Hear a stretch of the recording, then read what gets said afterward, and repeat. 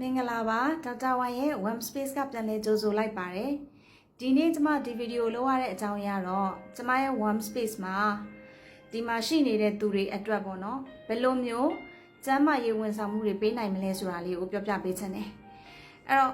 အခုတလောမှာ message box မှာစာတွေအများကြီးဝင်ကြတယ်ဘာတွေမေးလဲဆိုတော့ဆွေးနွေးတိုင်ပင်ခြင်းနဲ့ကျမစေကန်းဘယ်မှာထိုင်တာလဲဆိုတဲ့မေးခွန်းတွေကိုတေချာလေးရှင်းပြပေးချင်ပါတယ်အဲ့တော့ကျမနဲ့ in person တွေ့ပြီးတဲ့အခါမှာတိုင်ပင်ဆွေးနွေးခြင်းတဲ့သူတွေရှိတယ်အဲ့တော့အဲ့သူတွေအတွက်ကိုနေရာတစ်ခု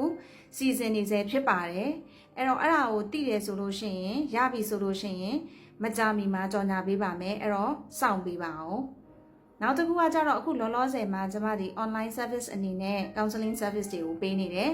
ပေးတဲ့အခါမှာ Zoom application ကိုသုံးပါတယ်အဲ့တော့ appointment ယူရပါတယ် appointment ယူတဲ့အခါမှာလည်း appointment ကချက်ချင်းမရပါဘူး။ဘာဖြစ်လို့လဲဆိုတော့ကျမဒီတခြားသောလုပ်ငန်းတွေကိုလည်းလုပ်နေတာဖြစ်တဲ့အတွက်ကြောင့်မို့လို့ရှေ့မှာလည်းတခြား client တွေရှိသေးတာဖြစ်တဲ့အတွက်ကြောင့်အလှည့်ကျလေးကိုအချိန်ပြန်ပေးပါတယ်ပေါ့နော်။အဲ့တော့စောင့်ရပါမယ်။နောက်တစ်ခုကကြတော့ကျမတို့ Warm Space ဟာဒီ mental well-being အတွက်ကိုတေချာစနစ်တကျလုပ်ထားတဲ့ program တစ်ခုဖြစ်တဲ့အတွက်ကြောင့်ကျမစီမှာဒီ Warm Space ရဲ့စီကံချက်တွေရှိပါတယ်အဲ့တော့အကယ်လို့မှတိုင်ပင်ဆွေးနွေးလိုသူတွေကလာတယ်ဆိုလို့ရှိရင်တော့ကျမဒီစီကံချက်တွေကိုပေးဖတ်မယ်။ Okay ဒါအောင်မှသဘောတူတယ်ဆိုလို့ရှိရင်တော့ကျမတို့က appointment ယူရမယ်ပေါ့နော်။ယူတဲ့အခါမှာဆွေးနွေးချိန်ကမိနစ်30ရမှာဖြစ်တယ်။ professional fees ရှိပါတယ်။အဲ့တော့အသေးစိတ်ကတော့အမှန်တကယ်တိုင်ပင်ဆွေးနွေးလိုသူဖြစ်မှာပဲ message box မှာဆက်ပြီးတော့ပြောပြပေးသွားမှာဖြစ်ပါတယ်။အဲ့တော့ဘယ်လိုမျိုးစိတ်ကျန်းမာရေးအခြေအနေတွေဆိုလို့ရှိရင်ဆွေးနွေးနိုင်တယ်လဲဆိုတာကိုထပ်ပြီးတော့ပြောပြပေးပါမယ်အဲ့တော့လူတွေက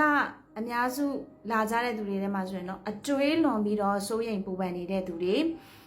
စိတ်ဖိစီးမှုနဲ့အယမ်းဟိုမှာမွန်းချက်နေတဲ့သူတွေနောက်စိတ်ကြဝေဒနာခံစားနေရတယ်ကိုယ့်ရဲ့ဒေါသတွေကိုမထိန်ချုပ်နိုင်ဘူးအတိတ်ကစိတ်ခံစားချက်တွေစိတ်တန်ရာတွေကိုအရှိကိုအရှိတိုင်းလက်ခံပြီးတော့ကုစားမယ်ကုစားပြီးတဲ့အခါမှာကိုယ့်ရဲ့ lifestyle တွေကိုပြန်ပြီးတော့ပြောင်းလဲခြင်းတဲ့သူတွေနောက်ဘဝအလှည့်အပြောင်းတွေကိုကြုံလိုက်ရတယ်ဆုံးရှုံးမှုတွေကြုံလိုက်ရတယ်အဲ့ဒီမှာဆုံးဖြတ်ချက်ချဖို့အတွက်ကိုခက်ခဲတယ်လို့ပဲသူရဲ့စိတ်ခွန်အားကလည်းအရန်ကိုအားနေနေတဲ့သူတွေပေါ့နော်အဲ့တော့အဲ့လိုမျိုးစိတ်ချမ်းသာရေးအခြေအနေတွေဖြစ်နေတယ်ဆိုလို့ရှိရင်တော့ကျမနဲ့တိုင်ပင်ဆွေးနွေးလို့ရပါတယ်အဲ့တော့အခုလောက်ဆိုလို့ရှိရင်တော့ Warm Space ရဲ့အကြောင်းကိုတော်တော်များများသဘောပေါက်သွားပြီလို့ထင်ပါတယ်အဲ့တော့ဒီဗီဒီယိုလေးကကိုယ့်အတွက်အကျိုးရှိစေခဲ့တယ်ဆိုရင် page ကို like လုပ်ပါ follow လုပ်ပါပြီးလို့ရှိရင်အများကို share ပေးခြင်းအပြင်ကုသိုလ်ယူနိုင်ပါတယ်ဒါကြောင့်ဝိုင်းရဲ့ Warm Space ဖြစ်ပါတယ်နောက်ထပ်ဗီဒီယိုတွေနဲ့အတူပြန်လာခဲ့ပါမယ်ရှင်